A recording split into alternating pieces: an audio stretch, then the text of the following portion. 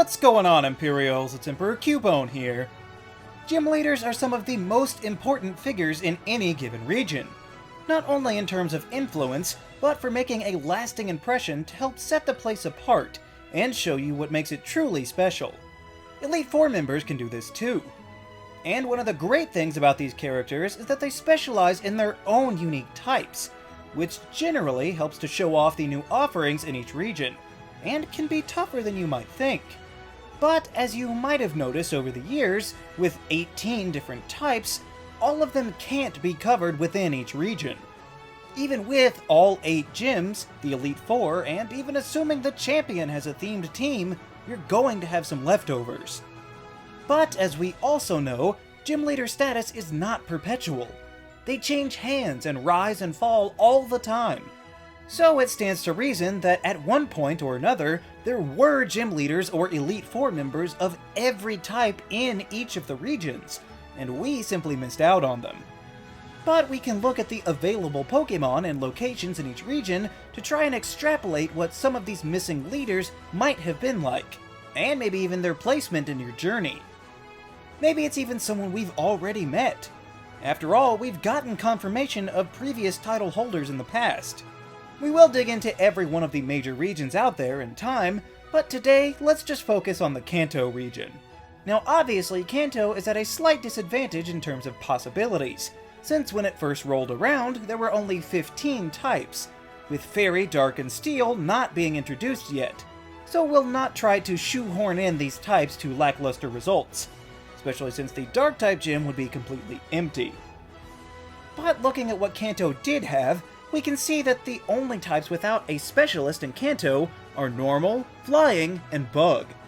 Now incidentally, these were the first 3 gyms in the Johto region, so the games did immediately cover themselves as soon as they could. But as I said, the odds are that there have been leaders with these types at some point in Kanto's life. So let's start with Bug. Now to me, one of the most important things when considering this concept is that these missing leaders not impose on the existing ones that we already have in terms of Pokémon selection. That simply means, if a Pokémon is on someone's team, it's off the table.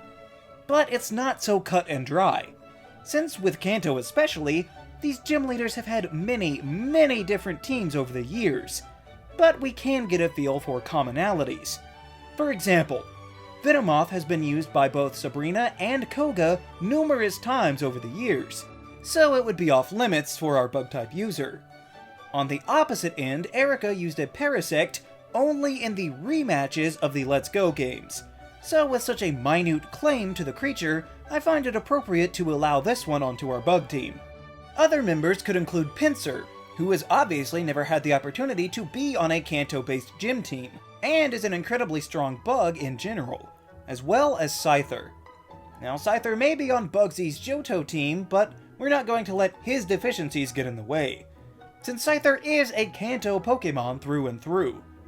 And besides, most any other time you'll see enhanced Bug teams, it's evolved into Scizor, so we'll let the first one share in some of that spotlight, and you could even include Beedrill for further type diversity as well.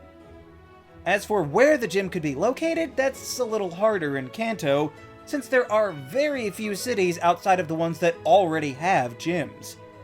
Pallet Town certainly is not a big enough economic draw, and putting one in Lavender Town would just be downright disrespectful. Now I realize that Saffron City had multiple gyms, however that seems more of an isolated incident since it is the largest metropolitan area in the region. So assuming these gyms would have their own unique locations, we'll have to go to the anime. Now I know, the anime is a completely separate thing and shouldn't be considered canon, but there are also times that it's onto things before the games are, like with fusions, regional variants, and even new Pokémon in general. So it's probably alright for this. There were several made-up towns for maze contests in the anime, so I think the Bug Gym could go on Chrysanthemum Island. Being an island, it would necessitate being after the acquisition of Surf, meaning probably at least the 6th gym badge, which is just as well since a team like this could be pretty scary early on. And for the actual person, there's not really any one bug catcher that we met that stands out or anything, so I imagine it would be a slightly mature young man, perhaps even approaching middle-aged, giving him enough time to prepare such an imposing team. And his name could be Ringo. You get it? Yeah, you get it. The gym layout shouldn't be too complicated, bearing in mind that it would have to be compatible with Game Boy graphics. So I'm simply imagining a series of platforms with ladders up to each one, with some of the lower trainers to fight along the way. But after you win, you could get the TM for Leech Life. Next is the Flying type, which you would think might be a wide open field, but the truth is that many Flying types have been used repeatedly by other prominent Kanto trainers, reducing the number quite a bit. Really, the only Flying types I'd feel comfortable with are Butterfree, Fearow, and Charizard. I know Lance has used Charizards before, but not usually in Kanto, and it's not like he's afraid of copying people anyway. But speaking of Lance, he brings up an interesting point, since Charmeleon evolves at level 36, which might be a little high for this gym, so maybe they could get some of those cheating Pokémon that are too low of level. Then again, mid-30s might be fine, since I would place the Flying Gym in Silver Town, which according to the anime is just outside of Saffron, so a mid-game gym could make sense for this team. But of course, the lower trainers before the leader could use previous stages of other already claimed Pokémon. And I guess you could include a Farfetch'd on the team if you needed to, but I'm not sure that it's necessary.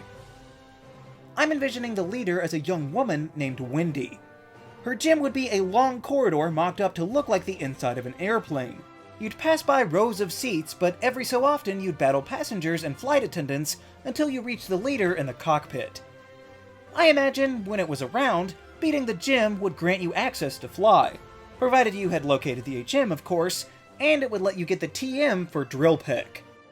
And finally, we have the Normal type, which in Kanto means there's a whole lot to play with. There are plenty of Normal types in this region, with the likes of Snorlax, Kangaskhan, Chansey, and I would include Tauros, since a single use by Blue in a rematch in Let's Go is not enough to bar it from being drafted. And as you might have noticed, the Pokémon that I listed there are some of the toughest Pokémon from Generation 1, period, with enough high attack and defense to really keep challengers on their toes. I would also want to include Dodrio, since you need to include a Pokémon in there that can handle some fighting types so the whole team doesn't get swept. And what's even better is that if you wanted to, you could trade out any one of those Pokémon with a Ditto, who is also a Normal type, but provides a completely separate strategy to which players must adapt. Good luck, since most Pokémon are ill-suited to fight themselves. We probably can't use Persian, since Giovanni has used one throughout the years, but you could still draft in a Wigglytuff if you wanted, especially with it being part fairy to help out against the fighting type like we mentioned earlier. With at least 6 or 7 solid options for a Normal type master that would make for a scary team, I think it's only fair to assume that a Normal type Pokemon trainer could have easily made it to the Elite Four. An assortment of these tough Normal types would definitely be able to hold its own at the Indigo Plateau, and actually is more consistent with their typing than some of the others there with the likes of Bruno and Agatha. I realize that some people actually prefer that method, since they say it makes it more difficult when you have variety. I would argue that it's just because they didn't have enough of those types back then, but fine. You could add in a random Marowak if you wanted to maintain variation. In fact, you could do that with all of the teams mentioned if you really feel that it's needed, but either way, the well of power this Normal type trainer could tap would make it one tough Elite Four member. Maybe even a champion at one point. So the question remains, who could this person be? Well, believe it or not, I have a sneaking suspicion that this one might be someone we've already met before. Something tells me that Mr. Fuji could be just such a man to take what is considered a weaker type and cultivate the best parts of it in order to show off its true potential. After all, Mr. Fuji had a big enough heart to create a care service for Pokémon right in his own home, and had the fortitude to stop Team Rocket from meddling around in the graveyard. Being immune to all those ghosts with a host of strong Normal types sure would help, huh? Mr. Fuji is also the one that gives you the Poké-Flute to awaken Snorlax. Is that because he's had experience with such things and used one of his own as the ace on his champion team? That's right, I'm bringing the theory back. That might be a little much in terms of conjecture, but he could easily be top-tier Elite Four status with a team as stacked as the normal type allows in the Kanto region. Even if it wasn't actually Mr. Fuji, whoever used to hold the title of the normal type specialist in Kanto would not be somebody that you'd want to cross, and could provide a truly challenging fight on your way to reach the top, and might even require repeat attempts and changes in strategy to overcome. But at the very least, it makes me a little disappointed that whenever we've seen Kanto, we haven't gotten to meet this specific typed trainer in power, since it would lend credence to a type that many shrug off, and it would just be nice to see each of the relevant types represented in some way over time. As nice as it is to see the old reliable ones we know, it couldn't hurt to shake things up in the 7th or 8th time we go back to Kanto. Even if we don't get to see these other leaders being active at the time, it would just be nice to meet them, and maybe battle them once outside of an official venue, especially in one of these HD games. But it would provide a little depth and variety to a place with which we are overly familiar, and could help remind us that there's always more to this world than we might think. So, that's my take on the missing gym leaders or Elite Four members from the Kanto region. We'll get around to all of the others eventually, maybe even actually cover the types that didn't exist. We'll see. What do you think of the missing Kanto type specialists? Let me know down in the comments. Also be sure to leave a like, share this video, and subscribe so that you too can become an Imperial today. And we'll see you around next time!